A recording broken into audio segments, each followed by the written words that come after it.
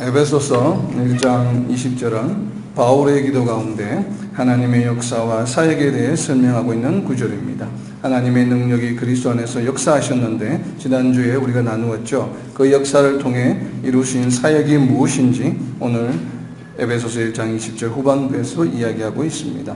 하나님의 능력 가운데 어떻게 보면 가장 중요한 능력이자 또 우리에게도 역시나 우리의 신앙생활에 가장 중요하게 여겨지는 하나님의 능력이기도 합니다. 예수님을 죽은 자들 가운데서 바로 다시 살리신 능력이십니다. 예수님을 죽은 자들 가운데서 다시 살리셨다는 것은 어떤 의미를 가지고 있을까요? 이 문장에 살리시고라고 하는 헬라어 단어는 에가로라고 하는 단어인데 신약 성경에 상당히 많이 사용되고 있는 구절입니다. 140일에 사용되고 있고 이 에가로의 뜻은 앉은 자리에서 일어나다, 그리고 아침에 일어나다, 그리고 일으켜 세우다, 잠을 깨우다 라고는 이러한 다양한 의미를 가지고 있습니다. 우리가 일상생활 속에 상당히 많이 사용되는 단어입니다. 그런 것처럼 하나님께서 예수님을 살리신 것은 죽은 자들 가운데서 다시 일어나게 하신 것을 의미하고 있습니다. 즉 죽은 자들 가운데서 다시 끌어올렸다는 의미이죠. 이는 죽은 자들이 모여있는 곳이 마치 어딘가에 있는 것처럼 우리가 추정할 수도 있겠지만 그러한 공간적인 의미보다는 이 구절에서는 지금까지 죽은 자들 가운데에서 다시 끌어올렸다는 것으로 해석하는 것이 아마도 타당할 것입니다. 물론 이것과 그리고 영혼 불멸설 등 여러 가지 사후세계에 대한 이야기는 여러 가지 많은 의견들이 있습니다. 때문에 어떤 이론을 설명하거나 주장하기보다는 일단 우리가 성경에 기록되어 있는 내용들을 중심으로 살펴보고 기록되어 있는 내용 범위 내에서 이해하는 것이 바람직합니다. 성경에는 사람이 죽으면 가는 곳으로 추정할 수 있는 구절들이 여러 군데 있습니다. 우리의 지각과 지혜로는 정확히 이해할 수 없는 개념이지만 그러나 성경 구절들을 살펴보면 어느 정도 그 개념을 유추해 볼 수가 있습니다. 먼저 죽은 자들이 가는 곳은 어디인가 하면 죽은 자들이 가는 곳을 표현하고 있는 성경 구절을 창세기에 보면 창세기 37장 35절에 내가 슬퍼하며 스올로 내려가 아들에게로 가리라 라고 하는 야곱의 독백과 같은 이 말씀을 통해 우리가 죽은 자들이 가는 곳을 짐작해 볼 수가 있습니다. 이 말씀 구절은 요셉의 형제들이 요셉이 짐승에 의해 죽었다고 아버지인 야곱에게 거짓말을 하였을 때 이를 듣고 슬퍼하며 야곱이 아들을 따라 죽겠다고 한 말 가운데 나오는 표현입니다. 이로 비추어 볼 때 죽은 자들이 가는 곳이 스올로 추정이 됩니다. 야곱은 또 베냐민을 애굽으로 데려가야 한다는 르우벤의 말에도 창세기 42장 38절에서 비슷한 표현을 사용하고 있습니다. 창세기 42장 38절에 보면 너희가 내 흰머리를 슬퍼하며 스올로 내려가게 함이 되리라. 이렇게 야곱은 자신의 죽음을 스올로 내려간다라고 하는 어떻게 보면 공간적인 이동에 비유해서 표현을 하고 있습니다. 이와 유사한 표현이 민수기 16장 30절에 있습니다. 제사장의 직분을 달라고 주장했던 고라의 자손들이 우리 이 모세에게 대적했던 이 고라의 자손들을 향하여 하나님께서 징벌하시는 장면입니다. 하나님께서 땅이 갈라지게 하면서 그 고라의 자손들을 일시에 그냥 땅 속으로 내려가게 빠지게 한 그 표현을 어떻게 하고 있냐면 민수기 16장 30절에 보면 땅이 입을 열어 이 사람들과 그리고 뒷부분에 보면 산채로 스올에 빠지게 하시면 그러니까 이렇게 이 고라의 자손들을 땅속에 빠지게 한 표현을 스올에 빠지게 하시면이라고 표현하고 있습니다. 결국은 죽게 했다는 것이죠. 사망에 이르게 했다는 표현을 스올에 빠진다라고 하는 표현을 사용하고 있습니다. 마치 스올이 어떤 공간인 것처럼 추정되는 구절이 또한 있습니다. 신명기 32장 22절에 보면 하나님께서 이스라엘 민족의 패역함으로 진노하셔서 분노의 불을 내리시는데 스올까지 불사르겠다라고 이렇게 말씀하고 있습니다. 신명기 32장 22절에 보면 내 분노의 불이 일어나서 스올의 깊은 곳까지 불사르며 이 구절을 보면 마치 스올이 땅과 산들처럼 공간적 개념으로 사용되고 있어서 매우 깊은 곳으로 묘사되고 있습니다. 신명기 32장 22절에 보면 스올을 깊은 곳이라고 표현하고 있습니다. 그리고 이와 유사한 표현으로 사무엘상 2장 6절에 보면 한나의 기도에서 보면 죽음을 공간적 이동의 개념으로 스올에 내려간다라고 표현하고 있기도 합니다. 사무엘상 2장 6절에 보면 여호와는 죽이기도 하시고 살리기도 하시며 스올에 내리기도 하시고 거기에서 올리기도 하시는도다. 이 한나의 고백의 기도입니다. 하나님께서는 우리의 생사여탈권을 쥐고 계시다고 하는 이 표현을 이렇게 표현했죠. 그래서 보면 하나님은 우리를 죽이기도 하시고 살리기도 하신다라는 표현을, 똑같은 표현을 스올을 이용해서 표현할 때는 스올에 내리기도 하시고 거기에서 올리기도 하시는도다. 결국은 우리가 죽게 되면 스올에 내려가게 되고 또 거기에서 다시 살리시게 되면 스올에서 올라오게 된다라고 하는 표현으로 이해가 됩니다. 이는 다윗의 고백에서도 동일하게 사용되고 있습니다. 사무엘하 22장 5절입니다. 사망의 물결이 나를 애우고 불의의 청수가 나를 두렵게 하였으며 스올의 줄이 나를 두르고 사망의 올무가 내게 이르렀도다. 이 구절을 보면 스올과 사망이 하나의 짝을 이루고 있습니다. 그래서 스올의 줄이 나를 두르고 사망의 올무가 내게 이르렀도다 이렇게 표현하고 있는데, 이는 신약에서도 유사한 표현을 쓰고 있습니다. 신약에서는 스올 대신에 음부라고 하는 단어를 사용하고 있는데, 음부와 사망이 짝을 이루어 사용되는 것과 유사한 표현입니다. 죽음과 관련해서는 스올과 음부는 공간적인 개념으로 사망은 상태에 대한 표현으로 이해가 됩니다. 열왕기상 2장 6절에서 다윗이 솔로몬에게 유언을 하면서 요압을 죽이라고 말하는 가운데 또 이 스올이라는 단어가 사용되고 있습니다. 열왕기상 2장 6절 말씀해 보면 다윗이 솔로몬에게 말하는 내용입니다. 내 지혜대로 행하여 그의 백발이 평안히 스올에 내려가지 못하게 하라.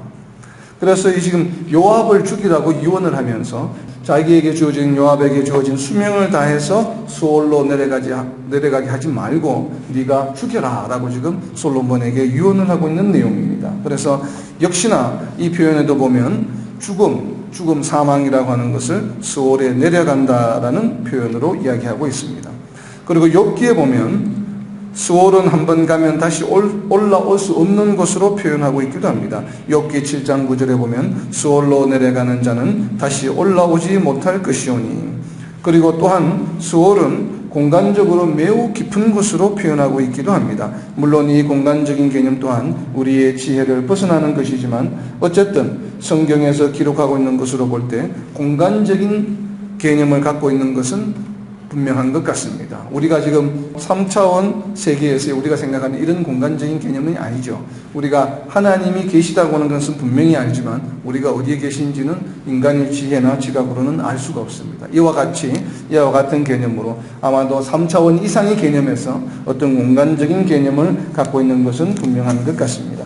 욥기 11장 8절에 보면 하나님에 대하여 표현할 때 하늘보다 높으시니 내가 무엇을 하겠으며 스올보다 깊으시니 내가 어찌 알겠느냐. 이 욥의 표현을 보면 하나님의 그 무한하신 넓으신 그 지혜를 표현할 때 하늘보다 높으시고 스올보다 깊다라고 표현하고 있습니다. 그러니까 우리가 인간적인 지혜로 생각할 수 있는 가장 높은 것이 바로 하늘이죠. 우리의 눈으로 닿을 수 없는 곳이지만 그러나 실제로 하늘은 공간이죠. 우리가 눈으로 보이는 것처럼 우리가 천장처럼 이렇게 있는 곳이 아니란 말이에요. 그렇죠? 그러한 것처럼 그것보다도 높고 또 스올보다도 깊다라고 이야기하는 걸 볼 때에 스올이라고 하는 것이 굉장히 깊은 곳, 어떤 공간적인 의미를 갖고 있는 것으로 보여집니다.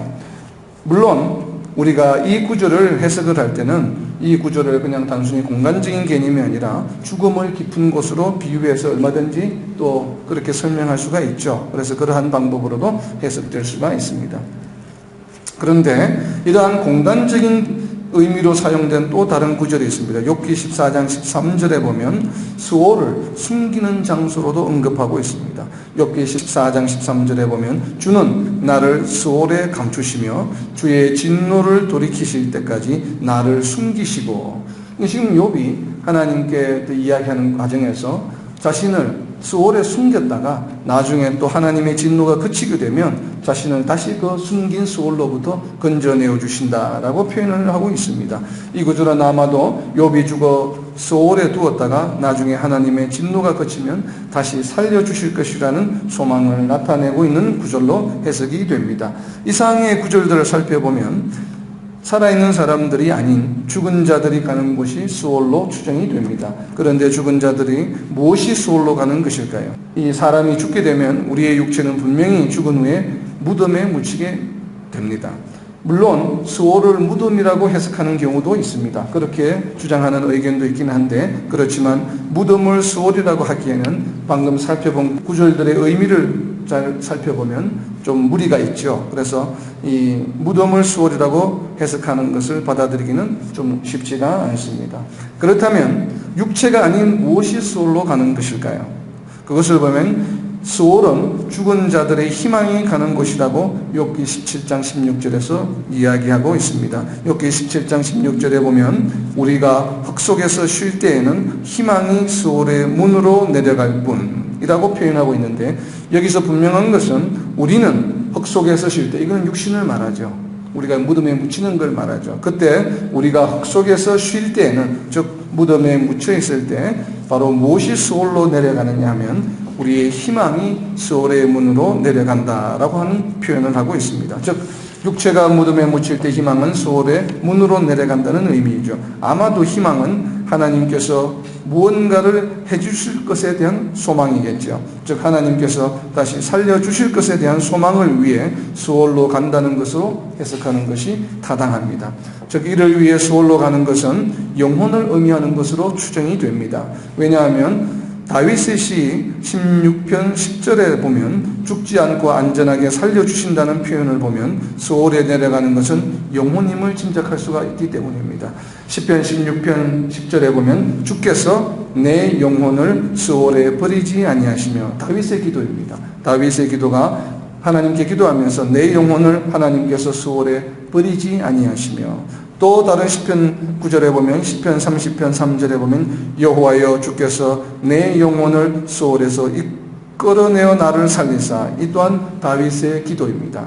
다윗이 하나님께 기도하면서 내 영혼을 수월에서 끌어내어 살려주신다라고 표현하고 있습니다. 이 표현은 즉 영혼이 가는 곳이 수월이라고 하는 것은 분명한 것 같습니다. 하나님께서 영혼을 다시 끌어내어 살려주신다는 개념을 우리는 다윗의 시를 통해 알 수가 있습니다. 이것이 부활의 의미인지 아니면 사망에 이르지 아니하고 바로 하나님께 영혼이 간다고 하는 것인지 우리가 두 가지로 다 해석이 가능하겠습니다만, 어찌되었든 영혼이 수월로 간다고 하는 것은 아마도 분명한 것 같습니다. 그리고 더불어 다윗은 시편 6편 5절에 보면 비록 영혼이 가지만 수월에서 주를 기억할 수가 없기 때문에 감사할 수도 없다고 표현하고 있습니다. 이를 다르게 표현하면 시편 6편 5절입니다. 사망 중에는 주를 기억하는 일이 없사오니 수월에서 주께 감사할 자 누구리이까. 왜 그럴 것 같아요? 왜 이 영혼이 수월에 갔는데 왜 하나님을 찬양할 수 없을까요? 그곳에서. 바로 이 표현은 아마도 수월에 가 있는 그 영혼이 아마도 이 사망 상태 혹은 잠을 잔다는 그 표현으로 우리가 많이 사용을 하는데, 그런 것처럼 의식이 없는 상황이 아닌가라고 추정이 됩니다. 이것은 비록 악인들의 상태에 관한 말씀이지만 다른 성경 구절에서도 확인해 볼 수가 있습니다.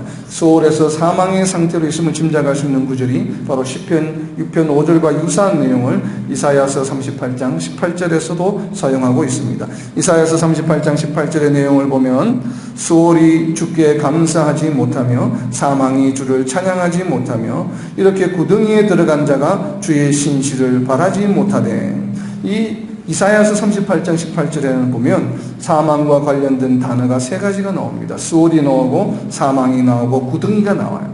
그래서 이제 구덩이로 번역하는 경우도 있는데 구절을 보면, 그래서 수월과 사망과 구덩이, 이것이 모두가 사망과 연관된 개념으로 이해가 됩니다. 그리고 이어지는 이사야 38장 19절에 보면 오직 산자 곧 산자는 오늘 내가 아는 것과 같이 주께 감사하며 라고 하고 있기 때문에 아마도 이 수월에 있는 영혼들은 하나님을 찬양할 수 없는 상태에 있는 것은 분명한 것 같아요.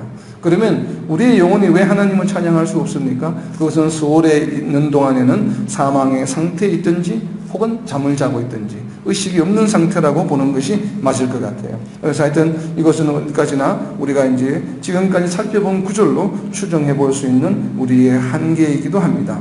또 시편 49편 13절에 보면 이것이 바로 어리석은 자들의 길이며 그들의 말을 기뻐하는 자들의 종말이로다. 그들은 양같이 수월에 두기로 작정되었으니 사망이 그들의 목자일 것이라. 시편 49편 14절에 보면 이 악한 자, 어리석은 자들의 영혼이 그들 양같이 수월에 있는데 이것이 바로 뭐냐면 사망이 그들의 목자가 될 것이라. 결국은 이제 영혼들의 목자가 사망이라는 얘기죠. 그래서 사망한 상태에 있다라고 하는 것을 우리가 추정해 볼 수가 있습니다. 이상의 구절들을 종합해 보면 우리가 의인이든 악인이든 상관없이 죽은 후에는 육신은 땅속에 묻히지만 그 영혼은 수월로 가서 사망의 상태로 있는 것으로 추정이 됩니다.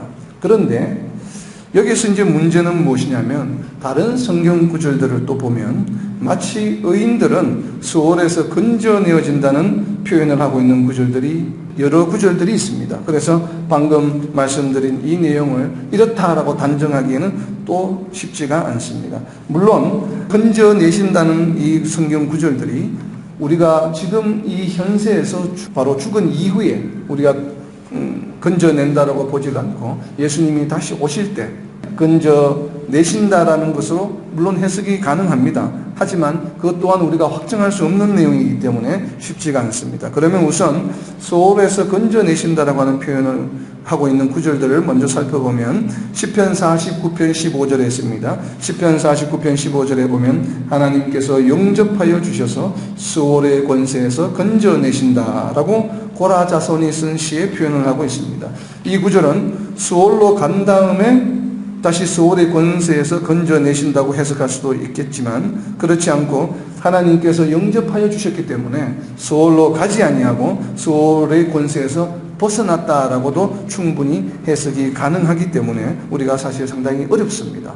왜 이렇게 또 생각할 수 있냐 하면 우리가 구약의 내용 중에 보면 수월로 가지 아니하고 바로 하늘로 하나님 곁으로 간 예가 두 가지 경우가 있죠. 바로 에녹과 엘리야의 경우를 보면 하나님께로 바로 가는 경우가 있습니다. 그러나 이제 중요한 것은 에녹과 엘리야는 사망하지 않았죠. 사망하지 않았기 때문에 당연히 수월로 갈 이유가 없죠.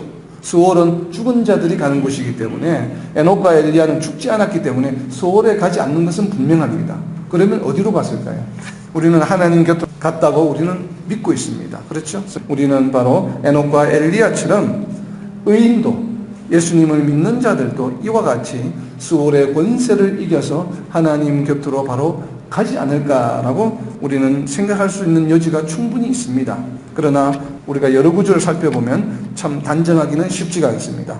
시편 86편 13절에 보면 수월에서 건져낸다는 표현이 또 있습니다. 시편 86편 13절입니다. 이는 내게 향하신 주의 인자하심이 크사 내 영혼을 깊은 수월에서 건지셨음이니이다. 이 구절을 보면 영혼이 수월에 있는 것은 분명하지만 이 구절 또한 죽음에서 나를 지켜주신 것에 대한 표현으로 역시나 해석이 가능합니다. 그런데 다윗이 쓴 시 중에서 시편 139편 8절을 보면 의인 또한 수월에 갈 수 있음을 우리가 짐작할 수 있습니다.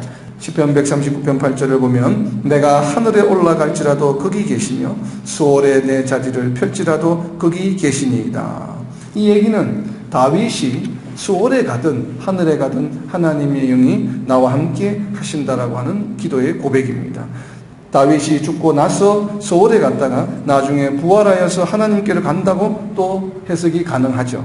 그래서 이상은 구약에서 사용되고 있는 수월에 대한 구절들인데 신약에서는 정확하게 수월과 매칭하는지는 우리가 단정하기는 어렵지만 그러나 유사한 개념으로 헬라어로 하데스라고 하는 헬라어를 사용하고 있습니다. 이 하데스라고 하는 헬라어는 신약 성경에서는 대부분 한글 번역에서는 음부로 번역이 되고 있습니다. 그래서 음부가 바로 헬라어로 하데스이고 수월과 유사한 개념으로 우리는 이해하고 있습니다. 음부 또한 수월처럼 아주 깊은 곳이라는 공간적인 개념으로 사용되고 있는 구절이 있습니다. 마태복음 11장 33절을 보면 타락한 가버나움에 대한 심판을 말씀하시는 구절입니다. 가버나움아 내가 하늘에까지 높아지겠느냐 음부에까지 낮아지리라.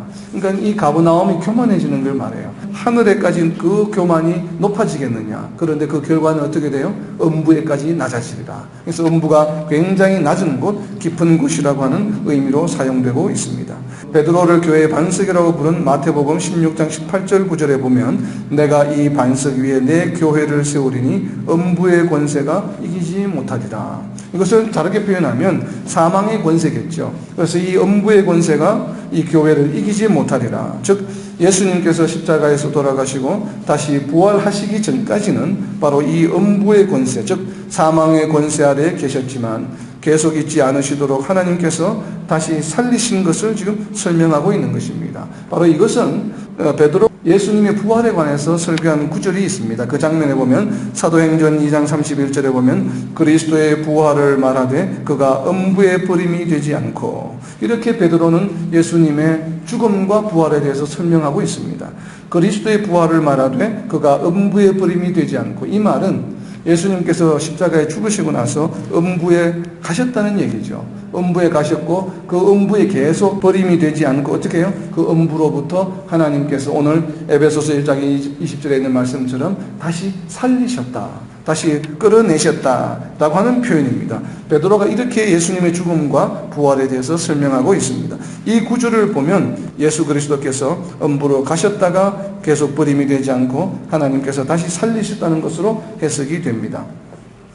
이상을 살펴보면 음부 또한 수월과 같은 개념으로 죽은 자들이 가는 곳으로 이해하는 것이 타당합니다. 그러나 이 또한 다른 번역에서는 보면 음부라고 번역하지 않고 지옥이라고 번역하는 번역도 있습니다. 바로 이와 같이 이렇게 사후 세계에 대해서는 무엇라고 분명하게 설명하기가 상당히 쉽지가 않습니다.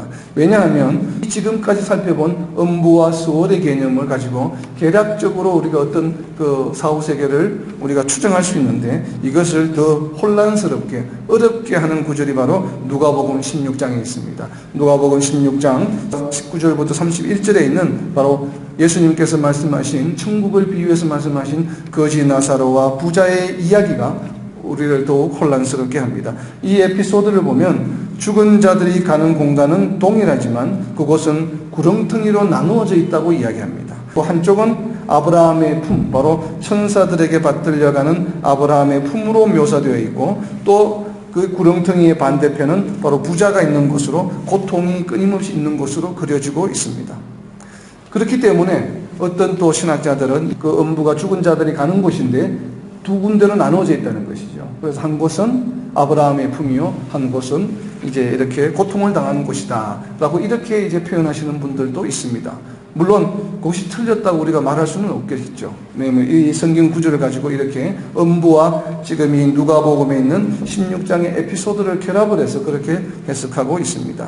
그래서 어떤 분들은 종교개혁의 어떤 루트는 영혼이 이렇게 죽자마자 우리의 영혼이 하나님 곁으로 간다고 이야기를 하지 않고 바로 수월에 가서 잠을 자고 있다라고 표현을 합니다. 왜냐하면 잠을 자고 있고 사망의 상태에 있기 때문에 예수님이 다시 오실 때 우리가 부활한다라고 이야기할 수 있기 때문에 그래요.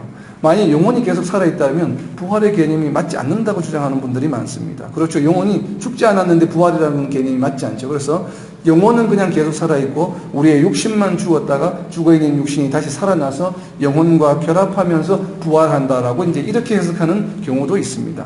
그러나 그 어떠한 해석의 경우를 따르든지 간에 죽은 자들이 가는 곳이 있는 것은 분명한 것은 사실이에요. 우리가 그곳이 공간적으로 우리가 정말 수월처럼 수월 안에 두 군데로 나누어져 있는지 아닌지 우리는 정확하게 우리가 단언할 수는 없지만, 그러나 우리 신앙생활을 위해 분명하고 중요한 것은 무엇인가 하면 오늘 에베소서 본문 1장 20절에 있는 말씀처럼 예수님께서 부활로 사망의 권세를 이기셨다고 하는 것이에요.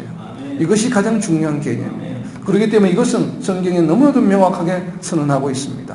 이것은 반드시 우리가 알고 믿어야 되는 내용이기 때문에 그래요. 그래서 예수님께서 부활로 사망의 권세를 이기셔서 지금 어디에 계십니까? 오늘 에베소서 본문 1장 20절에 보면 승천하셔서 하나님 우편에 앉아 계신다라고 하는 것입니다.